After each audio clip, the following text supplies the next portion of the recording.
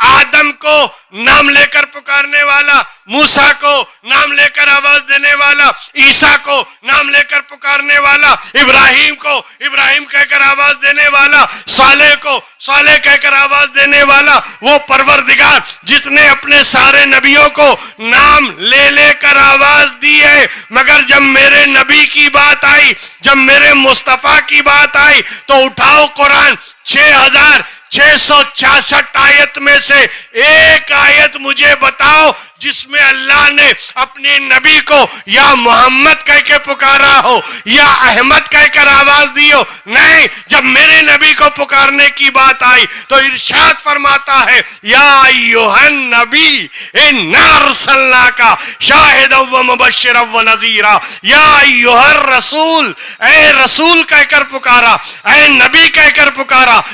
एक है हदीस, एक है कुरान। हदीस किसे कहते हैं? आप कहेंगे जो रसूलुल्लाह का कौल हो, जो रसूलुल्लाह का फरमान हो, जो अल्लाह के रसूल ने फरमाया हो, ठीक। कुरान अल्लाह का कलाम, जो अल्लाह ने कहा, जो अल्लाह ने फरमाया। अब मैं पूछता हूं, क्या कुरान डायरेक्ट आपसे अल्लाह ने फरमाया? क्या कुरान डायरेक्ट आपके पास आया, डायरेक्ट नाजिल किया गया अरब में? नहीं ना, जुबान तो वही एक है, जुबान तो एक, उसी जुबान से कलामुल्लाह, उसी जुबान से हदीस रसूल, तवज्जो चाहूंगा, उसी जुबान से निकला अल्लाह का कलाम, उसी जुबान से निकली हदीसें। रसूल ने कह दिया ये मेरा कलाम है, हमने हदीस मान लिया। रसूल ने कहा कि ये अल्लाह का कलाम है, हमने उसे कुरान मान लिया। तो कुरान को अगर हमने कुरान माना भी है तो रसूल के कहने से माना है। वाह वाह, सुभान अल्लाह, बेशक। कुरान को लोग दलील देते ना, भाई हदीस हम नहीं मानते, कुरान बताओ। अबे कुरान भी तो उसी जुबान से निकला है, कुरान भी तो उन्हीं का कौल है, उसी जुबान से कुरान, उसी जुबान से हदीस। नबी ने कह दिया ये मेरा कलाम, हमने हदीस माना, ये अल्लाह का कलाम, हमने कुरान मान लिया। तो कुरान को कुरान मानने में भी हम मोहताज हैं रसूल के, हम मोहताज हैं रसूल के। रसूल ने कहा ये अल्लाह का कलाम है, हमने रसूल के कहने से उसे अल्लाह का कलाम मान लिया। रसूल ही के बताने से हमने उसे कलाम इलाही तस्लीम किया, रसूल ही के बताने से हमने उसे कुरान माना है। अब देखें, आ गया मैं अपने मौजू पर, कुरान साहिबे कुरान, कुरान साहिबे कुरान। इसीलिए ए महबूब, कलाम तो मेरा होगा, जुबान तेरी होगी, कलाम मेरा होगा मगर देने वाला तू होगा, कलाम मेरा होगा मगर अदा करने वाला तू होगा, तेरी जुबान से निकलेगा। और इसी बात को कुरान करीम में एक जगह कहा गया, इन्नहु लक़ौलु रसूलिन करीम, ये तो रसूल करीम का कौल है, ये तो रसूल करीम का कौल है। इसलिए कि महबूब, मैंने तुझे बनाया ही ऐसा है कि तू अपनी मर्जी से कुछ कहता ही नहीं, अपनी मर्जी से तू कुछ बोलता नहीं। वमा यंतिकु अनिल हवा इन हुवा इल्ला वहयु यूहा, ये मेरा महबूब है जो अपनी मर्जी से कुछ नहीं बोलता, बल्कि जो बोलता है वो हमारी मर्जी से बोलता है। अब जरा ख्याल, तो रसूल अपनी मर्जी से तो कुछ बोलते नहीं। अब रसूल ने जो बोला कि ये अल्लाह का कलाम है, वो भी रसूल की मर्जी नहीं, अल्लाह ही की मर्जी हुई। और रसूल ने जो कहा ये मेरा कलाम है, तो उस कलाम में भी रसूल की मर्जी नहीं, अल्लाह ही की मर्जी है। बात समझ में आई? तो रसूल ने, अल्लाह के रसूल ने हमें बता दिया ये कलाम इलाही है। तो कलाम ने बताया कि ये रसूल कौन है, रसूल बता रहे हैं कि कलाम कौन है, कलाम का मर्तबा क्या है, कलाम की अजमत क्या है। अच्छा, एक बात और मैं बता दूं, जैसा कि मैंने कहा था, जैसा कुरान वैसा रसूल, जैसा कुरान वैसा रसूल, जैसा कुरान वैसा रसूल, जैसा कलामुल्लाह वैसे रसूलुल्लाह। मर्तबा करीब करीब مثال دوں قرآن کریم میں اللہ نے قرآن کو کریم کہا اور رسول کو بھی کریم کہا. اس دن میں نے بتایا تھا آپ کو. اب آئیے دوسری آیت میں آپ کو بتاؤں. اس قرآن کے بارے میں کہا گیا من بعد ما جاءک من العلم.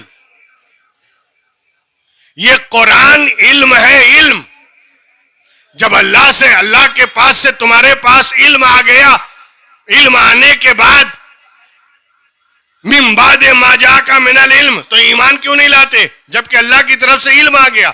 تو قرآن کا ایک نام ہے علم, اور قرآن کو کہا گیا علم. تو اگر قرآن علم ہے تو میرا رسول وَعَلَّمَكَ مَا لَمْ تَكُنْ تَعْلَمْ عالم ما کانا و ما یکون ہے.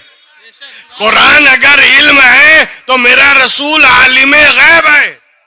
اب ذرا خیال کریں, یہ علم ہے تو وہ عالم ہے, یہ کریم ہے تو وہ بھی کریم ہے. اور ایک جگہ اللہ ارشاد فرماتا ہے اِنَّا نَحْنُ نَزَّلْنَا الذِّكْرَ وَإِنَّا لَهُ لَحَافِظُونَ.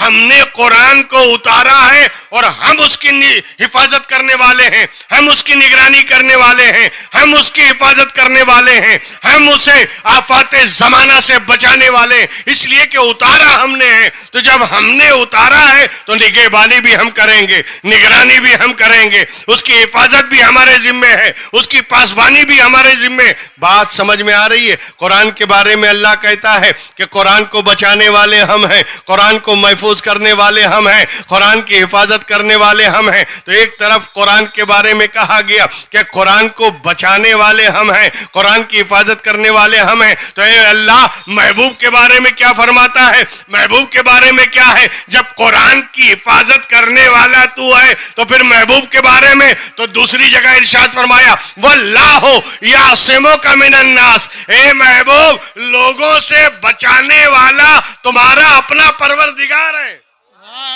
یعنی قرآن کی بھی حفاظت کرنے والا میں ہوں, محبوب کی بھی حفاظت کرنے میرے ذمہ ہے. قرآن کو بھی بچانے والا اور محبوب کی بھی حفاظت کرنے والا میں ہوں. اگر میں قرآن کا نگراں اور نگہبان ہوں تو محبوب کا بھی نگہبان ہوں. واللہ یعصمک من الناس. اللہ تمہیں لوگوں سے بچانے والا ہے, اللہ تمہیں لوگوں سے حفاظت کرنے والا ہے. تو دیکھیے جیسا قرآن ویسا نبی. جو قرآن کے بارے میں صفت ہے وہی نبی کے بارے میں صفت ہے. جو قرآن کے بارے میں ذکر آیا وہی نبی کے بارے میں ذکر آیا. جیسا قرآن ویسا نبی. اور آگے چلیں, لیکن میں بتا چکا ہوں کہ نبی کو فضیلت قرآن سے نہیں ملی بلکہ قرآن کو فضیلت میرے نبی کے صدقے میں ملی ہے. کل یہاں تک بات چلی تھی نا. آئیے ایک آیت اور میں کوٹ کرتا ہوں اور اسی میں بتاتا ہوں. آئیے دیکھیے اس آیت کریمہ پہ ذرا سا غور کریں. اللہ فرماتا ہے نزلنا علیک الذکر, نزلنا علیک الذکر, انزلنا علیک الذکر تبیانا لکل شیء.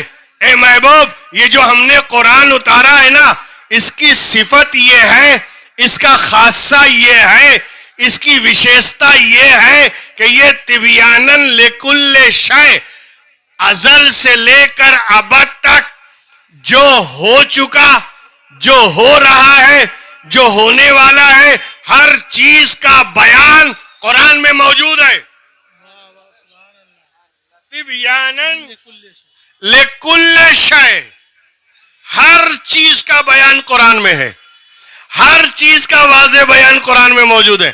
آپ کہیں گے 30 پارے ہیں, 114 سورتیں ہیں, 6666 آیتیں ہیں, اس میں ساری چیزیں کیسے بیان ہو گئی؟ یہ ہر چیز کا واضح بیان ہے, ہر چیز کا ڈیٹیل وائز بیان ہے. آپ کہیں گے ہمیں تو نظر نہیں آتا. تو میں کہوں گا آنکھ والے تیری جوبن کا تماشا دیکھیں, آنکھ والے تیری جوبن کا تماشا دیکھیں. دیدہ کور کو کیا آئے نظر کیا دیکھے.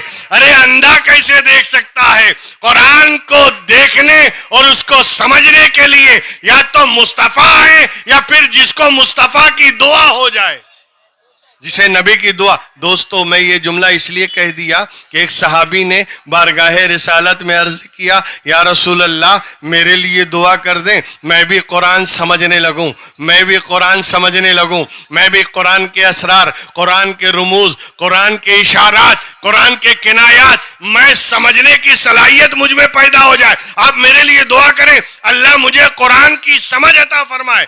اللہ کے رسول نے دعا کر دی, کہا جاؤ تمہیں ہم نے قرآن کی سمجھ دے دی. اللہ سے دعا کر دی, اے اللہ میرے اس صحابی کو قرآن کی سمجھ عطا فرما دے. تو جانتے وہ قرآن کتنا سمجھنے لگے. ایک مرتبہ ایک دوسرے صحابی ان کے پاس آئے, اس صحابی کے پاس, اور آنے کے بعد کہا میرا اونٹ گم ہو گیا, میری رسی غائب ہے. اونٹ کی رسی بھی غائب ہے, اونٹ بھی نہیں مل رہا ہے. صحابی نے کہا قرآن لاؤ قرآن. اور جب قرآن لایا گیا انہوں نے ایک دو ورق ادھر ادھر پلٹا, اور اس کے بعد کہا تیرا اونٹ فلاں جنگل میں فلاں جھاڑ کے نیچے کھڑا ہے, اور رسی فلاں جگہ رکھی ہے, وہ بھی قرآن میں ہے. مگر سمجھنے کے لیے دعائے رسول چاہیے.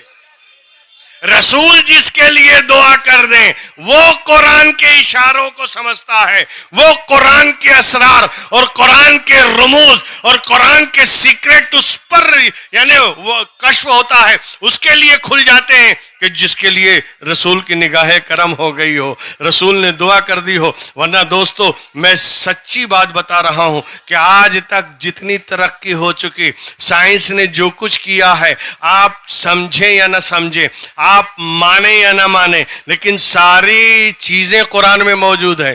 ساری چیز قرآن میں موجود ہے. ساری چیز 1400 برس پہلے ہی قرآن میں کہہ دی گئی.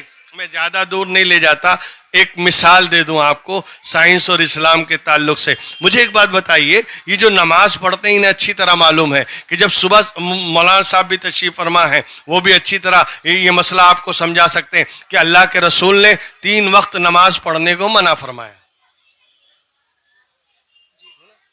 3 وقت نماز مت پڑھو, یعنی نماز والی عبادت 3 وقت منع ہے. اور اس 3 وقت کے علاوہ کبھی بھی نماز پڑھ سکتے ہیں. کون سے؟ ایک تو سورج نکلنے کے وقت, صبح میں جب سورج طلوع ہو رہا ہو اس وقت نماز مت پڑھو, منع کیا گیا. تلاوت کر سکتے ہو, ذکر کر سکتے ہو, تسبیح پڑھ سکتے ہو, سب کر سکتے ہو, سجدہ نہیں کر سکتے. سجدے والی عبادت منع ہے. کب؟ سورج نکلے تب, سورج ڈھلے تب, زوال کے وقت. جب سورج ڈھلتا ہے بالکل نصف النہار پہ آ جاتا ہے, بیچ میں جب آ جائے اب کوئی سجدے والی عبادت نہیں. زوال کے وقت نماز نہیں, زوال کے وقت سجدہ نہیں. رک جاؤ, جب ڈھل جائے اب ظہر پڑھو, ٹھیک ہے نا. ایک سورج نکلنے کے وقت, ایک سورج بیچ میں آ جائے نصف النہار پہ تب سجدہ مت کرو, اور ایک جب سورج ڈوب رہا ہو غروب کے وقت.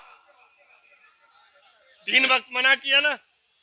اسی لیے کہتے ہیں فجر کی نماز کے بعد پھر نماز نہیں.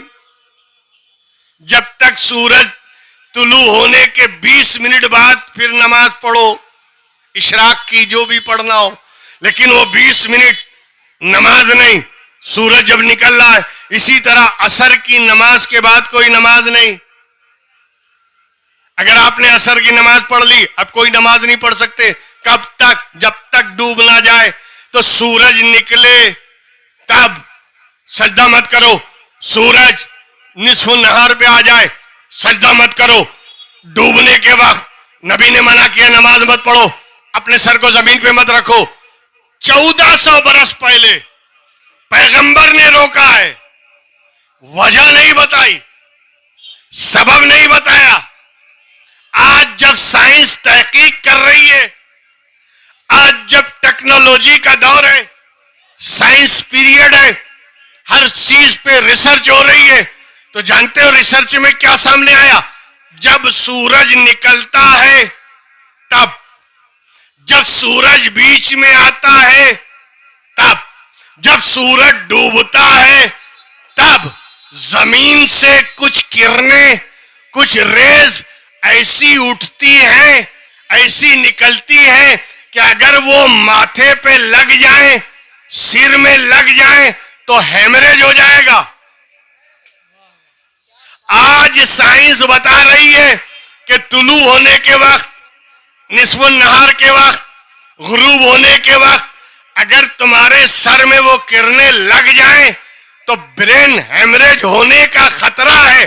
ارے خطرہ آج بتا رہے ہو، پیغمبر نے 1400 برس پہلے روک دیا ہے. نعرہ تکبیر، نعرہ رسالت، علماء اہل سنت، گلشن نعیمیہ کمیٹی، نعرہ تکبیر، نعرہ رسالت. بھارت سے اچھا دیش کون سا ہے یار، جہاں خواجہ معین الدین چشتی آرام فرما رہے، جہاں حاجی علی، حاجی ملنگ اور حضرت مخدوم مائمی لیٹے ہوئے ہیں. واہ واہ سبحان اللہ. اس سے بڑھیا دیش کون سا ہوگا؟ میں بتانا صرف یہ چاہتا ہوں کہ میرے نبی نے 1400 برس پہلے ہی بتا دیا ہے. آج اس پر سائنس بولتی چلی جا رہی ہے اور اس کا انکشاف کرتی چلی جا رہی ہے، مگر خدا کی قسم میرے نبی نے جو بتا دیا ہے، جو فرما دیا ہے، اگر ہم اس پر عمل کریں کسی کی ضرورت نہیں ہے، کسی کی ضرورت نہیں. اس لیے کہ یہ رسول قیامت تک کا رسول بن کر آیا ہے، لہذا یہ جو بھی حکم دے گا امت کی بھلائی کے لیے حکم دے گا. بات سمجھ میں آ رہی ہے؟ بہرکیف تو رسول عالم، قرآن علم، تو رسول عالم اور قرآن میں قیامت تک کے ہر چیز کا واضح بیان کس میں ہے؟ قرآن میں. قرآن میں کیا ہے؟ بیان ہے. قرآن میں کیا ہے؟ وہ بیان ہے جو اللہ نے قیامت تک کا ذکر کیا ہے. اس کے اندر ازل سے لے کر ابد تک ساری چیزوں کا ذکر قرآن میں موجود ہے. تو اللہ فرماتا ہے تبیاناً لکل شے، اے محبوب جو کتاب ہم نے تجھے عطا کی ہے یہ تبیاناً لکل شے، ہر چیز کا واضح بیان ہے. تو قرآن اگر بیان ہے تو میرا رسول الرحمن علم القرآن خلق الانسان علمہ البیان، قرآن اگر بیان ہے تو میرا نبی بیان کرنے والا ہے. اب ذرا خیال کریں، اس بیان کو واضح کرنے والا ہے، اس کی وضاحت کرنے والا ہے، اس کی تشریح کرنے والا ہے، اس کی تفسیر کرنے والا ہے، اس کو لوگوں تک پہنچانے والا ہے، اس کو لوگوں کو سمجھانے والا ہے. قرآن بیان ہے، میرا رسول بیان کرنے والا ہے. اور آگے قرآن کے بارے میں کہا گیا کہ اے محبوب یہ جو ہم نے قرآن دیا ہے نا یہ ہدی و بشرا، ہدی و رحمت و بشرا للمسلمین. اے محبوب اس قرآن کی دوسری صفت یہ ہے کہ یہ قرآن ہدایت ہے. اگر قرآن ہدایت ہے تو میرا رسول ہدایت کرنے والا ہے. قرآن اگر ہدایت ہے تو میرا رسول ہدایت کرنے والا ہے. قرآن اگر رہنمائی ہے تو میرا رسول رہنمائی کرنے والا ہے. قرآن اگر گائیڈنس ہے تو رسول گائیڈ ہے. بات سمجھ میں آ رہی ہے؟ اور اس کے بعد آگے کیا کہا؟ وبشرا، اے محبوب یہ ورحمتن، اے محبوب یہ قرآن رحمت بھی ہے خوشخبری بھی ہے، رحمت بھی ہے خوشخبری بھی ہے. کس کے لیے؟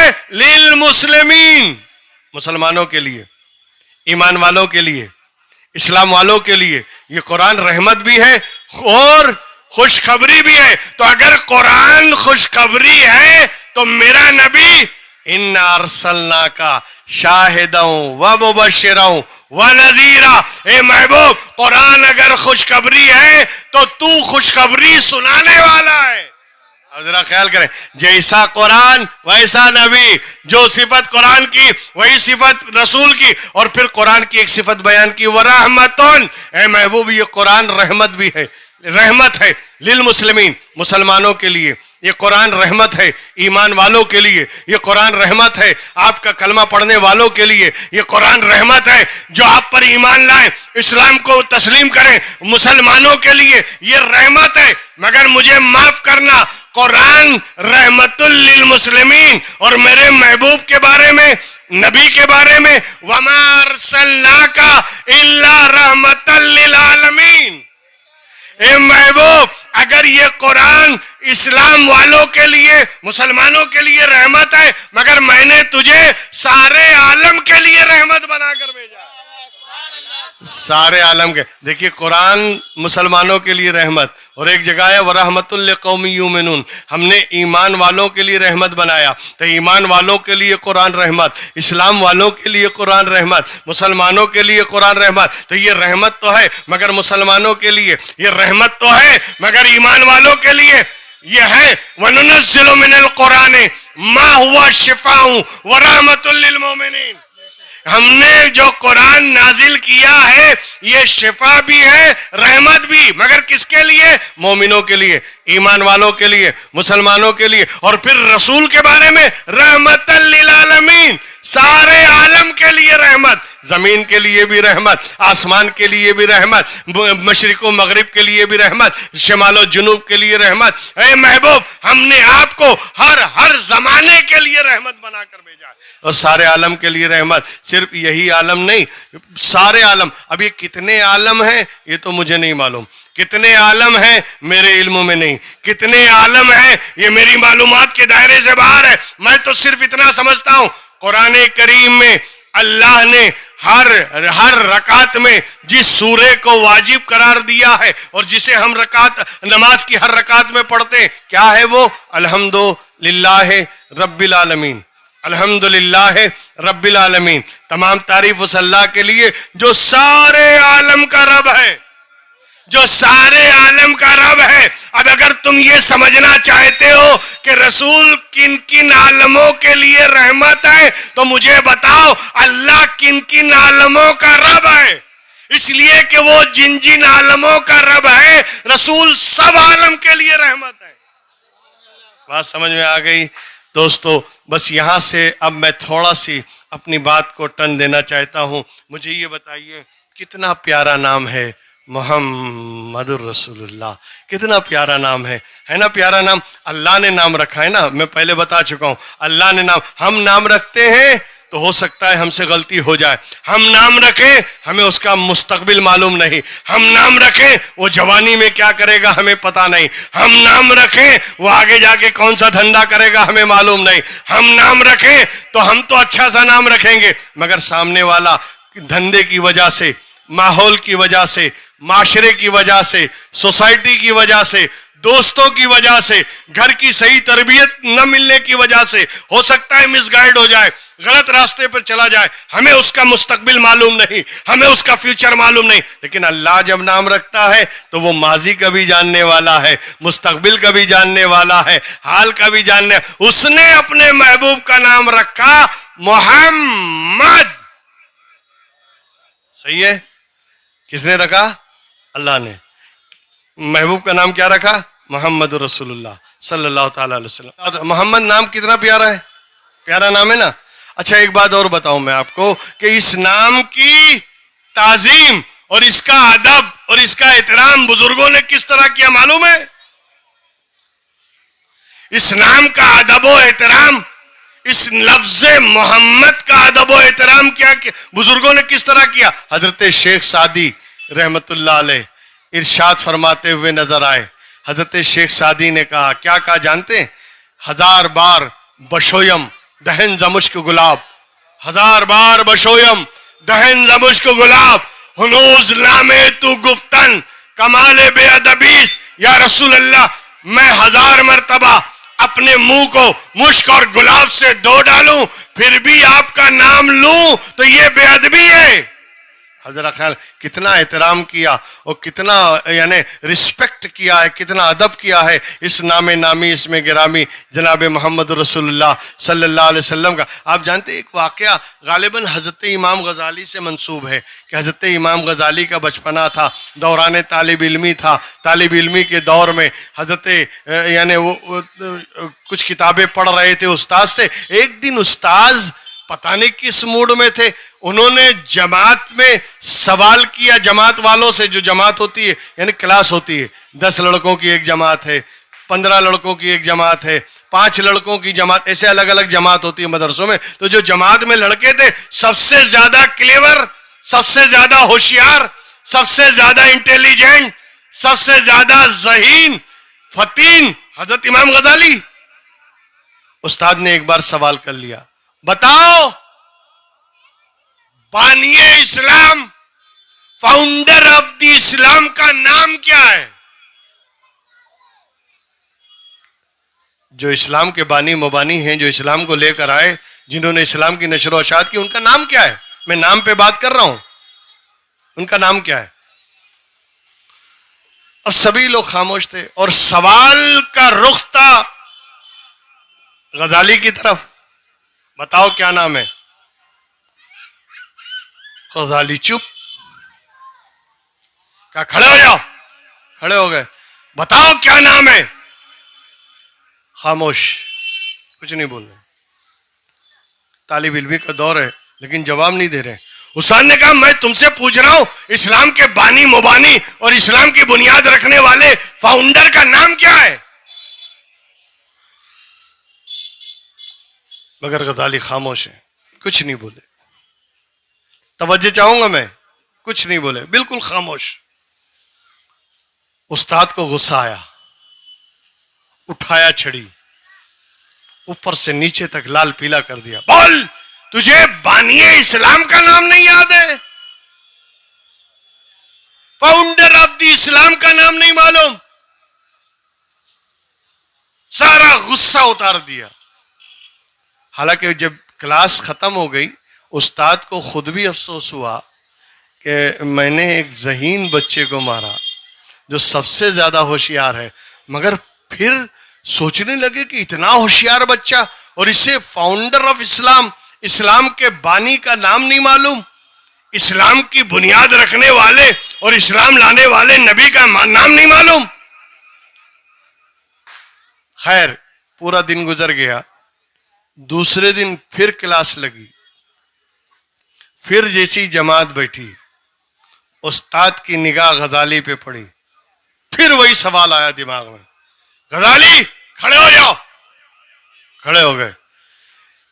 क्या बताओ बानिए इस्लाम का नाम क्या था?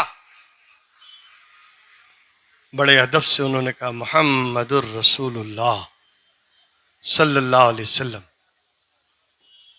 तो उस्ताद ने कहा कल तुझे मालूम नहीं था?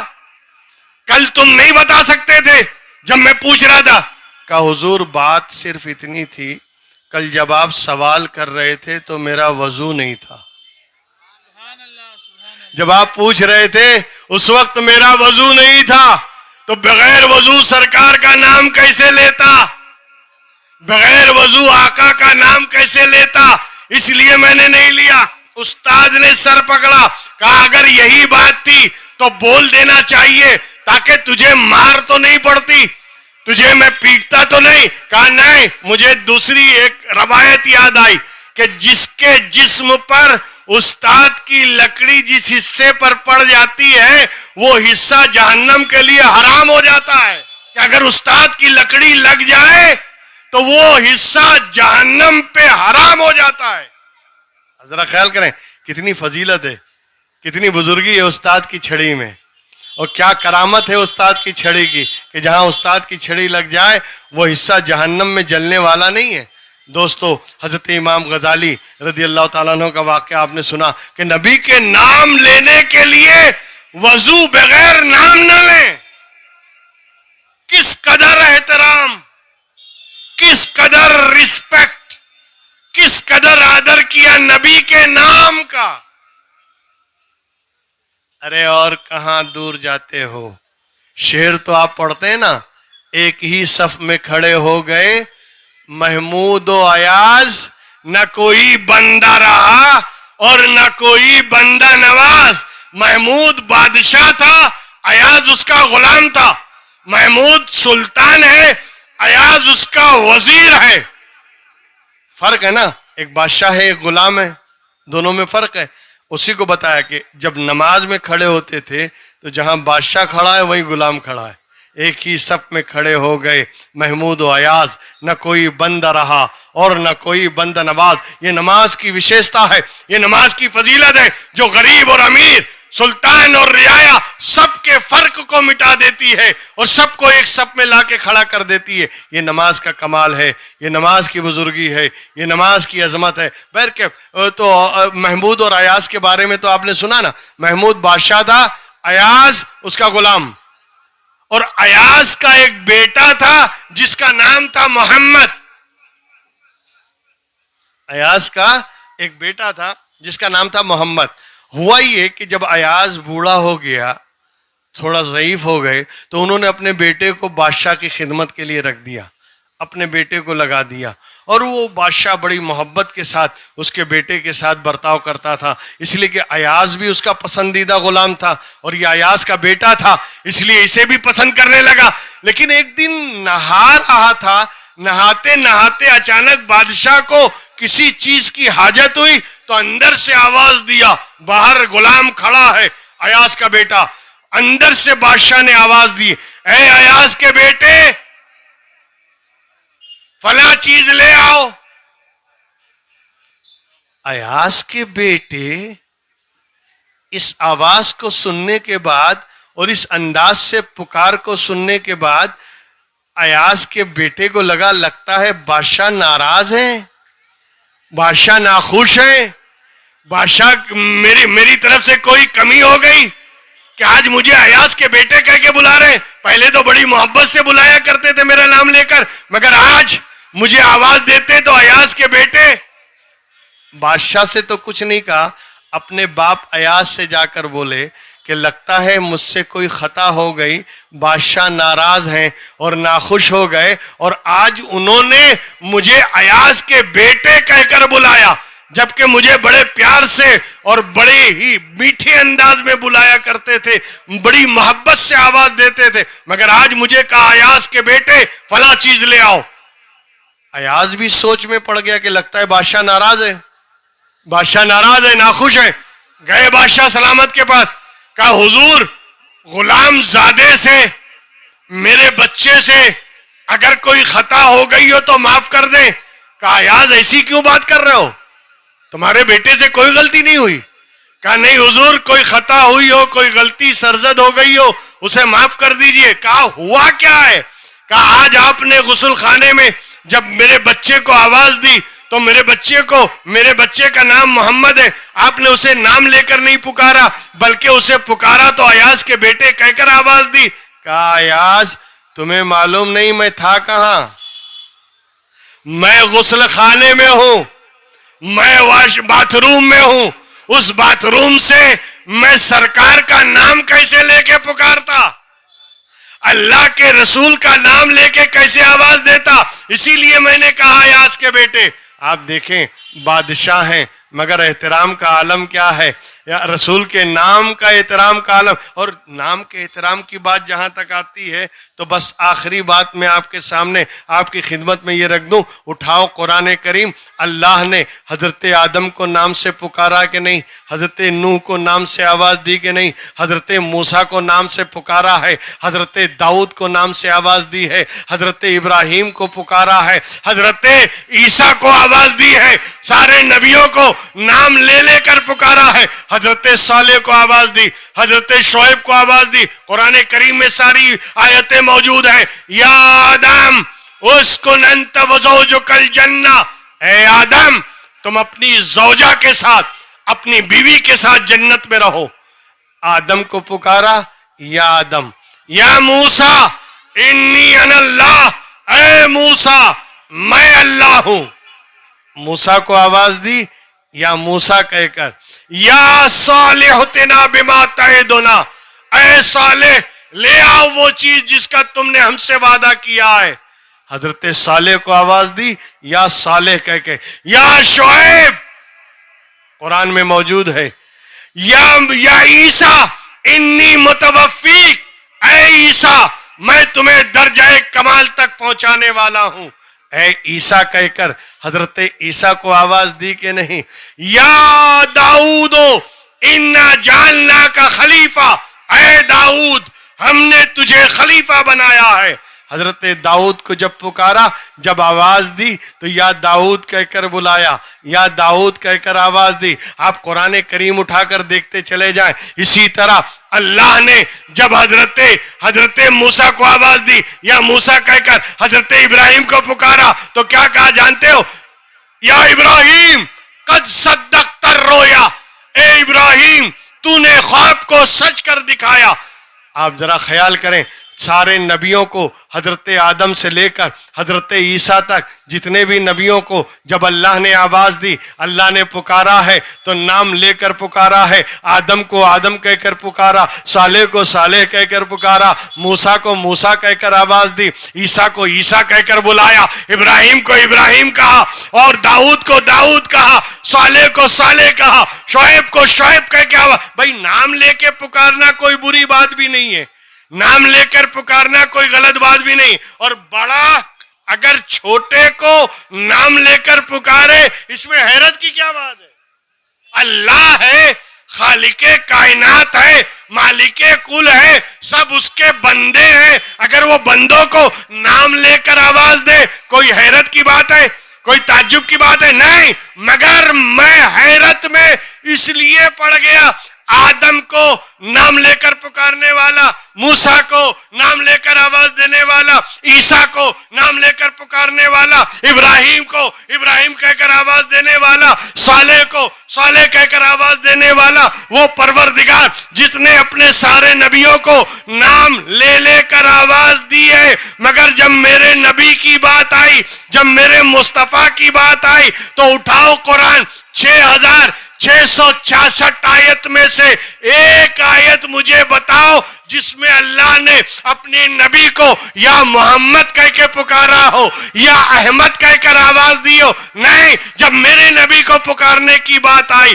تو ارشاد فرماتا ہے، یا ایھا النبی انا ارسلناک شاہدا ومبشرا ونذیرا، یا ایھا الرسول، اے رسول کہہ کر پکارا، اے نبی کہہ کر پکارا، یاسین والقرآن الحکیم انک لمن المرسلین، طٰہٰ ما انزلنا علیک القرآن لتشقیٰ، کاف ہا یا عین صاد ہا میم عین سین قاف، نہ جانے کیسے کیسے القابوں سے پکارا جا رہا ہے، اور کبھی آواز دی، یا ایھا المزمل، اے چادر کے اوڑھنے والے، یا ایھا المدثر، اے چادر کے اوڑھنے والے، اے جھرمٹ کے مارنے والے۔ اب ذرا خیال کرتے چلے جائیں، پہلے کے انبیاء کو پکارا، نام لے لے کر آواز دی، نام لے لے کر پکارا، مگر میرے نبی کو یا محمد کہہ کر آواز نہیں دیتا، یا احمد کہہ کر نہیں پکارتا، بلکہ جب پکارنا ہوتا ہے تو یا ایھا النبی کہہ کر بلاتا ہے،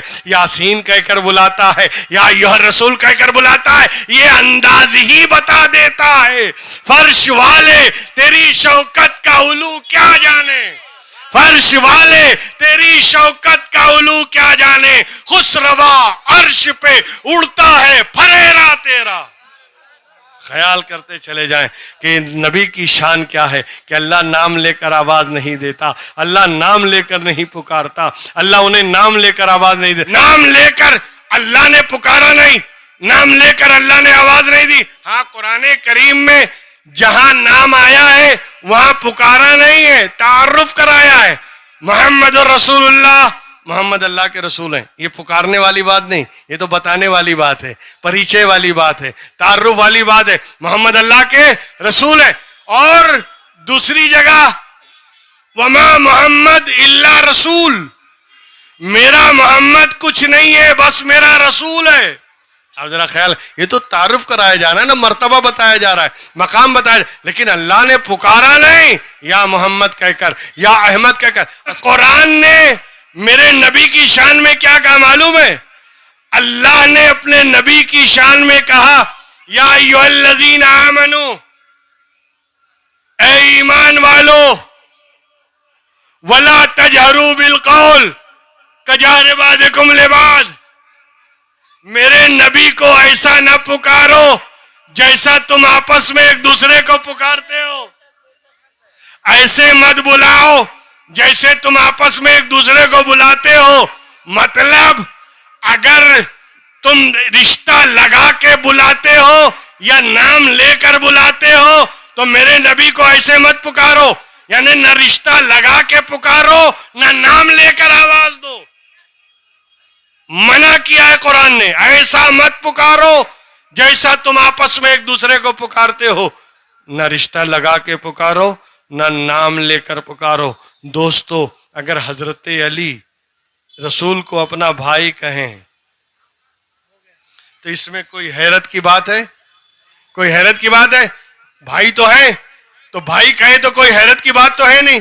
اسی طرح اگر حضرت عباس اپنے بھتیجے محمد الرسول اللہ کو اپنا بھتیجا کہیں تو کوئی حیرت کی بات نہیں ہے. مگر دوستو ہم تو یہ دیکھتے ہیں کہ وہ بھائی ہو کر کہتے ہیں یا رسول اللہ، یہ چچا ہو کر کہتے ہیں یا رسول اللہ. کل انشاءاللہ اسی سے کنیکٹ ہو کر ہم بات کو آگے بڑھائیں گے. تو جب جن کا رشتہ لگتا ہے انہیں روک دیا گیا تو جس کا کچھ نہیں لگتا وہ کہاں سے لگانے کے چکر میں؟ آپ ذرا خیال کریں، جس کا کچھ نہیں لگے وہ کیسے رشتہ لگا سکتا ہے؟ اسی لیے نبی کو پکارنا ہو تو پھر تمہیں سبق لینا پڑے گا، تمہیں تعلیم لینا پڑے گا قرآن کریم سے کہ قرآن نے کس انداز میں پکارنے کی بات کی ہے اور کس انداز سے رسول کو پکارا جائے. نام لینا تو اللہ نے جب نام لے کے نہیں پکارا تو ہم کون ہوتے ہیں نام لے کر آواز دینے والے، نام لے کر پکارنے والے؟ مگر پکارنے کا طریقہ کیا ہوگا، پکارنے کا انداز کیا ہونا چاہیے، انشاءاللہ کل یہیں سے ہم اپنی گفتگو کو شروع کریں گے. وآخر دعوانا الحمدللہ.